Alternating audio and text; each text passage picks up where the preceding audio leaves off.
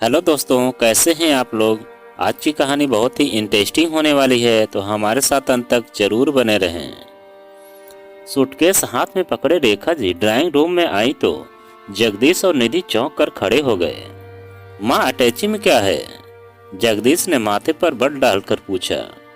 फिक्र मत कर, इसमें तेरी बहू के जेवर नहीं है, बस मेरा कुछ जरूरी सामान है। रेखा जी ने उखड़े लहजे में जवाब दिया। किस बात पर गुस्सा हो? अपने बेटे के इस प्रश्न का रेखा जी ने कोई जवाब नहीं दिया तो जगदीश ने अपनी पत्नी की तरफ प्रश्न सूचक निगाहों से देखा। नहीं, मैंने मम्मी से कोई झगड़ा नहीं किया है, निधि ने फौरन सफाई दी, लेकिन तभी कुछ याद करके वह बेचैन नजर आने लगी। जगदीश खामोश रहकर निधि के आगे बोलने का इंतजार करने लगा। बात कुछ खास नहीं थी। मम्मी फ्रिज से कल रात दूध निकाल रही थी। मैंने बस यह कहा था कि सुबह कहीं राहुल के लिए दूध कम न पड़ जाए। कल चाय कई बार बनी थी। मुझे कतई एहसास नहीं हुआ कि उस छोटी सी बात का मम्मी इतना बुरा मान जाएंगी। अपनी बात खत्म करने तक निधि चिढ़ का शिकार बन गई। माँ, क्या निधि से नाराज हो? जगदीश ने रेखा जी को मनाने के लिए अपना लहजा कोमल कर लिया। मैं इस वक्त कुछ भी कहने सुनने के मूड में नहीं हूँ। तू मुझे तिलक नगर तक का रिक्शा ला दे बस।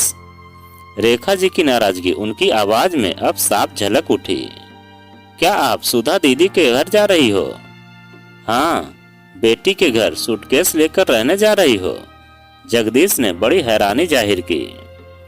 जब इकलौते बेटे के घर में विधवा माँ को मान सम्मान से जीना नसीब न हो तो वह बेटी के घर रह सकती है। रेखा जी ने जिद्दी लहजे में दलील दी। तुम गुस्सा थूक दो माँ, मैं निधि को डांटूंगा। नहीं, मेरे सब्र का घड़ा अब भर चुका है, मैं किसी हाल में नहीं रुकूंगी। कुछ और बातें भी क्या तुम्हें परेशान और दुखी कर रही हैं? अरे दो चार नहीं बल्कि दसियों बातें हैं। रेखा जी अचानक फट पड़ी। मैं तेरे घर की इज्जतदार बुजुर्ग सदस्य नहीं बल्कि आया और नौकरानी बनकर रह गई हूँ। मेरा स्वास्थ्य अच्छा है तो इसका मतलब यह नहीं कि तुम नौकरानी भी हटा दो। मुझे राहुल की आया बनाकर आए दिन पार्टियों में चले जाओ। तुम दोनों के पास ढंग से दो बातें मुझसे करने का वक्त नहीं है। उस शाम मेरी छाती में दर्द था तो तू डॉक्टर के पास भी मुझे नहीं ले गया। माँ, तुम्हें बस एसिडिटी थी जो इनो पी कर ठीक हो गई थी। अरे अगर दिल का दौरा पड़ने का दर्द होता तो तेरी इनो क्या करती? तुम दोनों के लिए अपना आराम, अपनी मौज मस्ती मेरे सुख दुख पर ध्यान रखने से कहीं ज्यादा महत्वपूर्ण है। मेरी तो मेरी, तुम दोनों को बेचारे राहुल की भी फिक्र नहीं। अरे बच्चे की सारी जिम्मेदारियां दादी पर डालने वाले तुम जैसे लापरवाह माता पिता शायद ही दूसरे होंगे। रेखा जी ने बेझिझक उन्हें खरी खोटी सुना दी। मम्मी, हम इतने बुरे नहीं हैं जितनी आप बता रही हो। मुझे लगता है कि आज आप तिल का ताड़ बनाने पर आमदा हो। निधि ने बुरा समूह बनाकर कहा। अच्छे हो या बुरे, अब अपनी घर गृहस्थी तुम दोनों ही संभालो। मैं आया का इंतजाम कर लूं, फिर आप चली जाना। जब तक आया न मिले तुम ऑफिस से छुट्टी ले लेना। राहुल खेल कर लौट आया तो मुझे जाते देख कर रोएगा बहुत। चल रिक्शा करा दे मुझे। रेखा जी ने सूटकेस जगदीश को पकड़ाया और अजीब सी अकड़ के साथ बाहर की तरफ चल पड़ी। पता नहीं माँ को अचानक क्या हो गया है। यह जिद्दी इतनी है कि अब किसी की कोई बात नहीं सुनेंगी। बड़बड़ाता हुआ जगदीश अटैची उठाकर अपनी माँ के पीछे चल पड़ा। परेशान निधि को नई आया का इंतजाम करने के लिए अपनी पड़ोसियों की मदद चाहिए थी। वह उनके घरों के फोन नंबर याद करते हुए फोन की तरफ बढ़ चली। करीब 1 घंटे बाद रेखा जी अपने दामाद मनोज के घर में बैठी हुई थी। अपनी बेटी सुधा और मनोज के पूछने पर उन्होंने वही सब दुखड़े उनको सुना दिए जो कुछ देर पहले अपने बेटे बहू को सुनाए थे। आप वहाँ खुश नहीं हैं, इसका कभी एहसास नहीं हुआ मुझे। सारी बातें सुनकर मनोज ने आश्चर्य व्यक्त किया। अपने दिल के जख्म जल्दी से किसी को दिखाना मेरी आदत नहीं है मनोज। जब पानी सिर से ऊपर हो गया तभी सूटकेस लेकर निकली हूँ। रेखा जी का गला रुंध गया। मम्मी, यह भी आपका ही घर है, आप जब तक दिल करे यहाँ रहें। मयंक और साक्षी नानी का साथ पाकर बहुत खुश होंगे। मनोज ने मुस्कुराते हुए उन्हें अपने घर में रुकने का निमंत्रण दे दिया। यहाँ बेटी के घर में रुकना मुझे अच्छा। माँ, बेकार की बातें मत करो। सुधा ने प्यार से रेखा जी को डपट दिया। बेटा बेटी में यो अंतर करने का समय अब नहीं रहा है। जब तक मैं उस नालायक जगदीश की अक्ल ठिकाने न लगा दूं, तब तक तुम आराम से यहाँ रहो। बेटी आराम करने के चक्कर में फंसकर ही तो मैंने अपनी यह दुर्गति कराई है। अब आराम नहीं, मैं काम करूंगी। रेखा जी ने दृढ़ स्वर में मन की इच्छा जाहिर की। मम्मी, इस उम्र में क्या काम करोगी आप? और काम करने के झंझट में क्यों फंसना चाहती हो? मनोज परेशान नजर आने लगा। काम मैं वही करूंगी जो मुझे आता है। रेखा जी बेहद गंभीर हो उठी। जब सुधा के पापा इस दुनिया से अकस्मात चले गए तब यह 9 साल की और जगदीश 7 साल के थे। मैं ससुराल में नहीं रही क्योंकि मुझे विधवा के उस संयुक्त परिवार में नौकरानी जैसे हैसियत थी। अपने आत्मसम्मान को बचाए रखने के लिए मैंने ससुराल को छोड़ा। दिन में अचार पापड़ बनाती और रात को कपड़े सिलती। आज फिर मैं सम्मान से जीना चाहती हूँ। अपने बेटे बहू के सामने हाथ नहीं फैलाऊंगी। कल सुबह सुधा मुझे लेकर सरोजा के पास चलेगी। यह सरोजा कौन है? मनोज ने उत्सुकता दर्शाई। मेरी बहुत पुरानी सहेली है। उसने अचार पापड़ बनाने का लघु उद्योग कायम कर रखा है। वह मुझे भी काम देगी। अगर रहने का इंतजाम भी उसने कर दिया तो मैं यहाँ नहीं रहूंगी। और नहीं माँ, तुम यहीं रहोगी। सुधा ने उन्हें अपनी पूरी बात नहीं करने दी और आवेश भरे लहजे में बोली। जिस घर में तुम्हारे बेटा बहू ठाठ से रह रहे हैं वह घर आज भी तुम्हारे नाम है। अगर बेघर होकर किसी को धक्के खाने ही हैं तो वह तुम नहीं, वे होंगे। तू इतना गुस्सा मत कर बेटी। माँ, तुमने कभी अपने दुख दर्द की तरफ पहले जरा सा इशारा किया होता तो अब तक मैं जगदीश और निधि के होश ठिकाने लगा दिए होते। अब मैं काम करना शुरू करके आत्मनिर्भर हो जाऊंगी तो सब ठीक हो जाएगा। मुझे तुम पर गर्व है माँ। रेखा जी के गले लगकर सुधा ने अपने पति को बताया। मुझे वह समय याद है जब माँ अपना सुख चैन भुलाकर दिन रात मेहनत करती थी।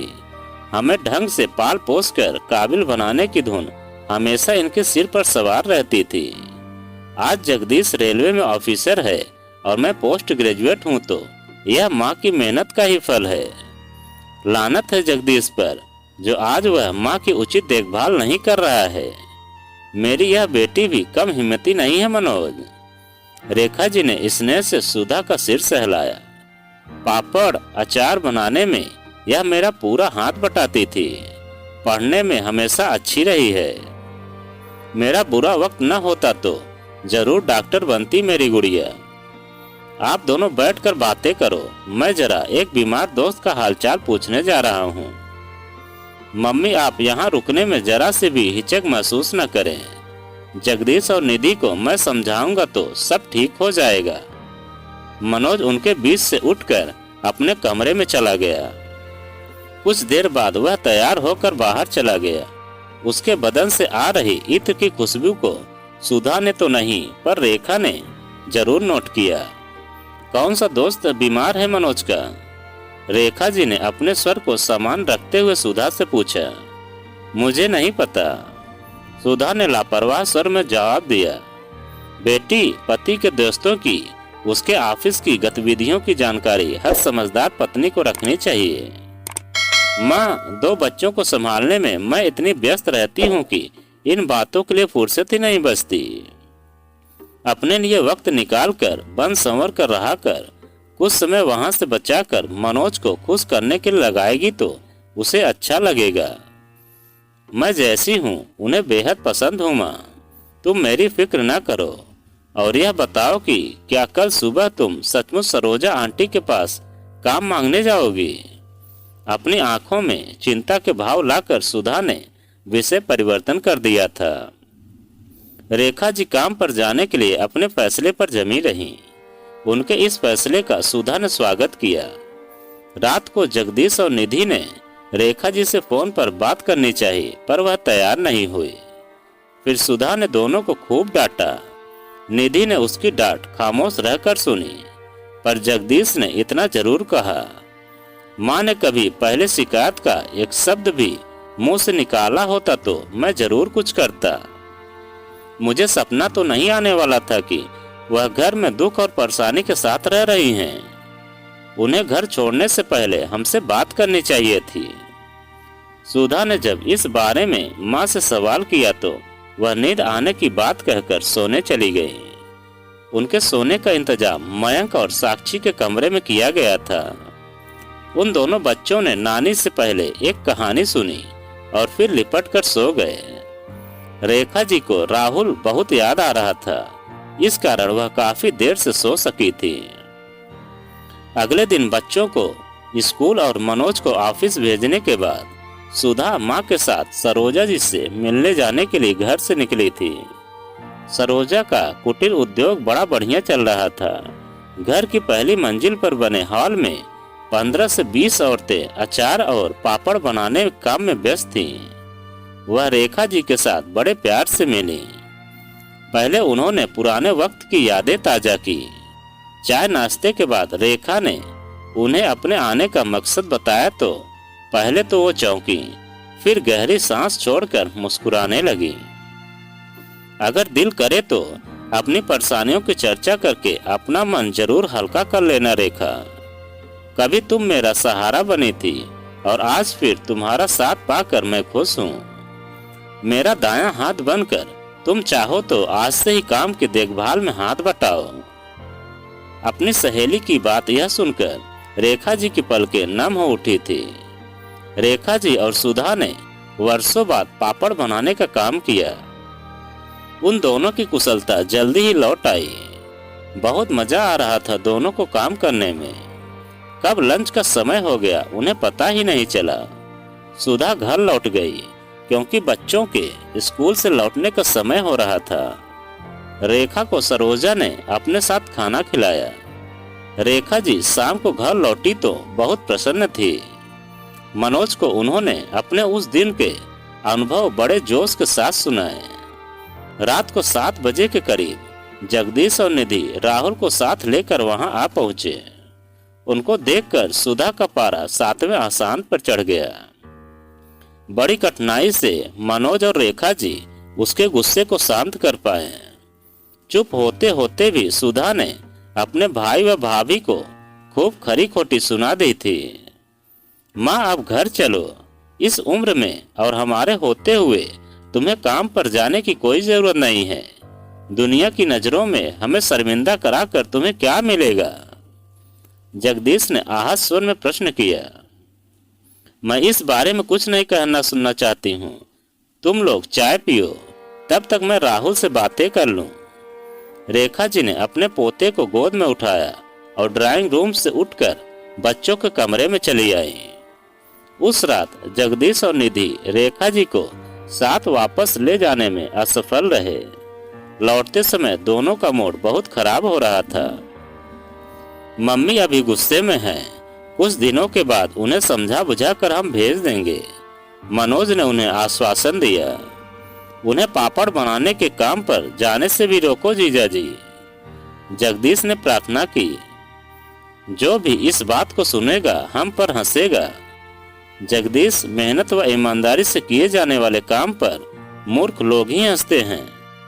माँ ने यही काम करके हमें पाला था। कभी जाकर देखना कि सरोजा आंटी के यहाँ काम करने वाली औरतों के चेहरे पर स्वाभिमान और खुशी की कैसी चमक मौजूद रहती है। थोड़े से समय के लिए मैं भी वहाँ रोज जाया करूँगी माँ के साथ। अपना फैसला बताते हुए सुधा बिल्कुल भी नहीं झिझकी थी। बाद में मनोज ने उसे काम पर न जाने के लिए कुछ देर तक समझाया भी। पर सुधा ने अपना फैसला नहीं बदला। मेरी बेटी कुछ मामलों में मेरी तरह से ही जिद्दी और धुन की पक्की है मनोज। यह किसी पर अन्याय होते भी नहीं देख सकती। तुम नाराज मत हो और कुछ दिनों के लिए इसे अपनी इच्छा पूरी कर लेने दो। घर के काम का हर्जा इसका हाथ बटाकर मैं नहीं होने दूंगी। तुम बताओ, तुम्हारे दोस्त की तबीयत कैसी है? रेखा जी ने अचानक विषय परिवर्तन कर दिया। मेरे दोस्त की तबीयत को क्या हुआ? मनोज चौंका। अरे, कल तुम अपने एक बीमार दोस्त का हालचाल पूछने गए थे ना? हाँ, वह अब ठीक है, बेहतर है। अचानक बेचैन नजर आ रहे मनोज ने अखबार उठाकर उसे आंखों के सामने यूं किया मानो रेखा जी की नजरों से अपने चेहरे के भावों को छिपा रहा हो। रेखा जी ने सुधा की तरफ देखा, पर उसका ध्यान उन दोनों की तरफ न होकर साक्षी की चोटी खोलने की तरफ लगा हुआ था। रेखा जी के साथ सुधा जी भी रोज पापड़ और अचार बनाने के काम पर जाती। माँ शाम को लौटती, पर बेटी 1 बजे तक लौट आती। दोनों इस दिनचर्या से बेहद बहुत खुश थी। राहुल को याद करके रेखा जी कभी कभी उदास हो जाती, नहीं तो बेटी के घर उनका समय बहुत अच्छा बीत रहा था। रेखा जी को वापस ले जाने में जगदीश और निधि पूरे 1 महीने के बाद सफल हुए। आया की देखभाल राहुल के लिए अच्छी नहीं है मम्मी। वह चिड़चिड़ा और कमजोर होता जा रहा है। सारा घर आपकी गैर मौजूदगी में बिखर सा गया है। मैं हाथ जोड़कर प्रार्थना करती हूँ, अपनी सारी गलतियां सुधारने का वादा करती हूँ। बस आप घर चलिए प्लीज। हाथ जोड़कर यो विनती कर रही बहू को रेखा जी ने अपनी छाती से लगाया और घर लौटने को राजी हो गई। सुधा ने पहले ही यह सुनिश्चित करवा लिया कि घर में झाड़ू पोछा करने व बर्तन मांजने वाली बाई आती रहेगी। वह तो आया को भी आगे के लिए रखवाना चाहती थी, पर इसके लिए रेखा जी तैयार नहीं हुई। मैं जानती थी कि आज मुझे लौटना पड़ेगा, इसीलिए मैं सरोजा से 20 दिन की अपनी पगार ले आई थी। अब हम सब पहले बाजार चलेंगे। तुम सबको अपने पैसों से मैं दावत दूंगी और उपहार भी। रेखा जी की इस घोषणा को सुनकर बच्चों ने तालियां बजाई और खुशी से मुस्कुरा उठे। रेखा जी ने हर एक को उसकी पसंद चीज बाजार में खिलवाई। मनोज और जगदीश को कमीज मिली। सुधा और निधि ने अपनी पसंद की साड़ियां पाई। साक्षी ने ड्रेस खरीदी। मयंक को बैट मिला और राहुल को बैटरी से चलने वाली कार। वापस लौटने से पहले रेखा जी ने अकेले मनोज को साथ लिया और उस आलीशान दुकान में घुस गई, जहां औरतों की हर प्रसाधन सामग्री बिकती थी। क्या आप यहाँ अपने लिए कुछ खरीदने आई हैं मम्मी? मनोज ने उत्सुकता जताई। नहीं, यहाँ से मैं कुछ मीनू के लिए खरीदना चाहती हूँ, रेखा जी ने गंभीर लहजे में जवाब दिया। मीनू कौन? एकाएक ही मनोज के चेहरे का रंग उड़ गया। तुम्हारी दोस्त जो मेरी सहेली के फ्लैट के सामने वाले फ्लैट में रहती है, वही मीनू जिससे तुम मिलने अक्सर उसके फ्लैट पर जाते हो, जिसके साथ तुमने गलत तरह का रिश्ता जोड़ रखा है। मम्मी, ऐसी कोई बात नहीं है। मनोज, प्लीज झूठ बोलने की कोशिश मत करो और मेरी यह चेतावनी ध्यान से सुनो। रेखा जी ने उसकी आंखों में आंखें डालकर सख्त स्वर में बोलना शुरू किया। सुधा तुम्हारे प्रति, घर व बच्चों के प्रति पूरी तरह से समर्पित है। पिछले कुछ दिनों से तुम्हें इस बात का अंदाजा हो गया होगा कि वह अन्याय के सामने चुप नहीं रह सकती। मेरी बेटी मान सम्मान से जीने को सबसे महत्वपूर्ण मानती है। उसे मीनू की भनक भी लग गई तो तुम्हें वह छोड़ देगी। मेरी बेटी सूखी रोटी खा लेगी पर जिएगी इज्जत से। जैसे मैंने बनाया वैसे ही वह भी पापड़ और अचार बनाकर अपने बच्चों को काबिल बना लेगी। आज के बाद तुम कभी मीनू के फ्लैट पर गए तो मैं खुद तुम्हारा कच्चा चिट्ठा सुधा के सामने खोलूंगी। तुम्हें मुझे अभी वचन देना होगा कि तुम उससे संबंध हमेशा के लिए समाप्त कर लोगे। अगर तुम ऐसा नहीं करते हो तो मैं सुधा को सब कुछ बता दूंगी, फिर देखना क्या होता है। नहीं मम्मी जी, मैं आज से ही कभी भी मीनू के पास नहीं जाऊंगा, यह वादा है आपसे। फिर सब लोग अपने अपने घर चले जाते हैं और रेखा जी भी अपने घर में बहुत ही खुशहाल से रहने लगती हैं।